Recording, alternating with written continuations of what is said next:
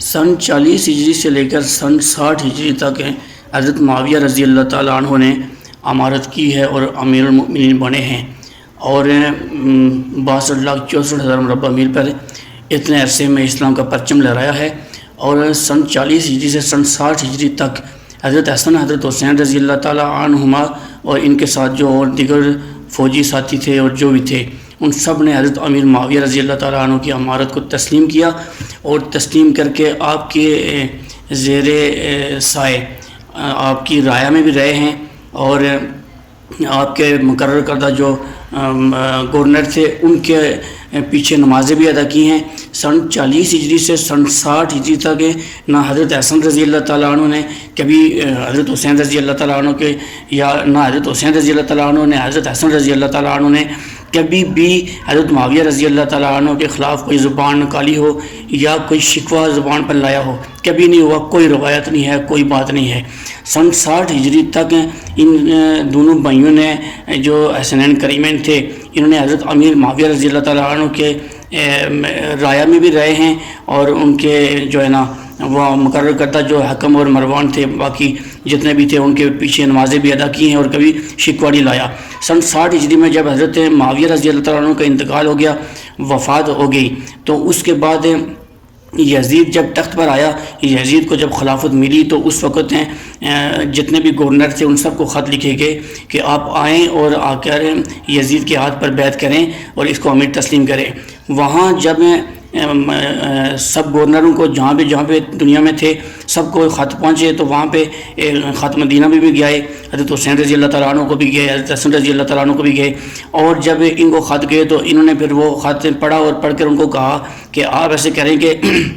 ہمیں مہلت دیں، کیونکہ حضرت امیر معاویہ رضی اللہ تعالیٰ عنہ ابھی ان کی وفات ہوئی ہے، تو ہم یہ چاہتے ہیں کہ ہم نے کوئی مشاورت نہیں کی ہے، تو لہٰذا آپ ہمیں مہلت دیں۔ تو آپ رضی اللہ تعالیٰ عنہ کو مہلت ملی، اور حضرت حسین رضی اللہ تعالیٰ عنہ کو جب مہلت ملی تو راتوں رات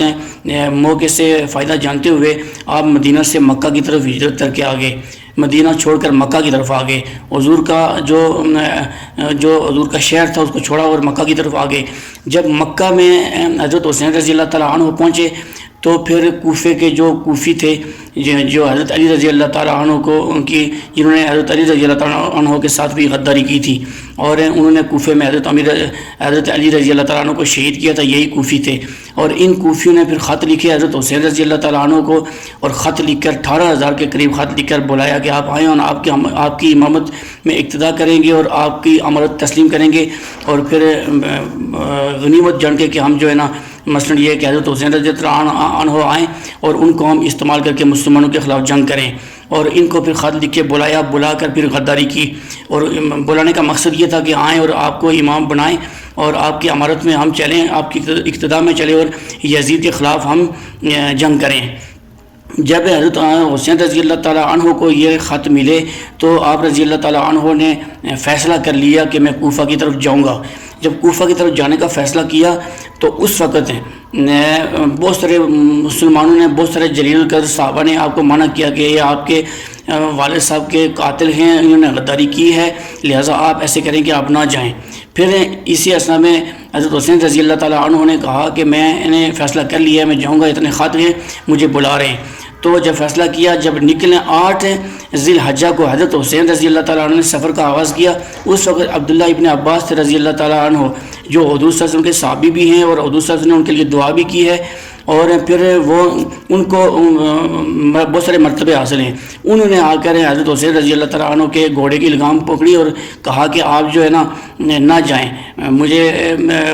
خطرہ محسوس ہو رہا ہے۔ تو حضرت حسین رضی اللہ تعالیٰ عنہ نے کہا کہ میں نے فیصلہ کر لیا ہے اور میں جاؤں گا۔ تو جب حضرت عبداللہ ابن عباس رضی اللہ تعالیٰ عنہ نے کہا کہ اگر مجھے گھوڑے کے سامنے لیٹنا بھی پڑے نا، آپ اگر رکنا چاہیں تو میں گھوڑے کے سامنے لیٹنے کے لیے تیار ہوں، لیکن پھر بھی حضرت حسین رضی اللہ تعالیٰ عنہ نہیں گئے۔ پھر لوگوں نے آپ کو مشورہ دیا کہ آپ ایسے کریں کہ کسی اپنے قاصد کو بھیجیں، آگے جا کے حالات معلوم کریں۔ اس وقت پھر حضرت حسین رضی اللہ تعالیٰ عنہ نے مسلم بن عقیل کو گورنر اور سفیر منتخب کیا، اور سفیر منتخب کر کے آپ کو کوفہ کی طرف روانہ کیا۔ جب مسلم بن عقیل کوفہ میں پہنچے اور وہاں پہ لوگ نعرے لگاتے ہوئے آپ کے ہاتھ پر 35,000 لوگوں نے بیعت کی ہے۔ 35,000 لوگوں نے مسلم بن عقیل رحمۃ اللہ علیہ کے ہاتھ پر بیعت کی اور کہا کہ حضرت حسین رضی اللہ تعالیٰ عنہ کو خط لکھا جائے، اور مسلم بن عقیل نے حضرت حسین رضی اللہ تعالیٰ عنہ کو خط لکھا کہ آپ آئیں، لوگ آپ کی منتظر ہیں، آپ کو امیر تسلیم کرنا چاہتے ہیں، آپ آئیں۔ اور حضرت حسین رضی اللہ تعالیٰ عنہ نے 8 ذی الحجہ کو وہاں سے سفر کا آغاز کیا، اور 8 ذی الحجہ کو سفر کا آغاز کر کے اب میں یہاں پہ آپ کو ایک بات بتاؤں، سالبیہ کے مقام پر جب حضرت حسین رضی اللہ تعالیٰ عنہ پہنچے تو وہاں پر آپ کو پتہ چلا کہ مسلم بن عقیل کو شہید کر دیا گیا، تو وہاں پر پھر پڑاؤ ڈالا اور آپ رضی اللہ تعالیٰ عنہ نے واپسی کا ارادہ کیا کہ میں واپس جاؤں، لیکن وہاں پر پھر جو مسلم بن عقیل کے جو بڑے بھائی تھے انہوں نے کہا کہ نہیں، میں بدلہ لے کے جاؤں گا بھائی کا، تو میں نہیں جا سکتا۔ تو اس وقت حضرت حسین رضی اللہ تعالیٰ عنہ نے بھی یہ ارادہ کیا کہ اگر آپ چاہتے ہیں تو پھر ہم بھی بدلہ لے کر جائیں گے۔ اسی اثنا میں وہاں پر وہ کوفی بھی پہنچ گئے، اور جنہوں نے غداری کی اور غداری کر کے حضرت مسلم بن عقیل کو شہید کیا۔ اب انشاءاللہ جن تک یہ ویڈیو پہنچے گی، یہ دوسری قسط ہے، یہ پہنچے گی، وہ خود بھی سنے اور آگے دوسروں تک بھی پہنچائے تاکہ واقعہ کربلا کی حقیقت واضح ہو جائے۔ اور انشاءاللہ دوسری قسط میں یہ مسلم بن عقیل کو جس طرح شہید کیا گیا ان کی پوری حقیقت انشاءاللہ بتاؤں گا، اور بتا کے پھر واقعہ کربلا سالبیہ کے مقام سے آگے انشاءاللہ شروع کریں گے۔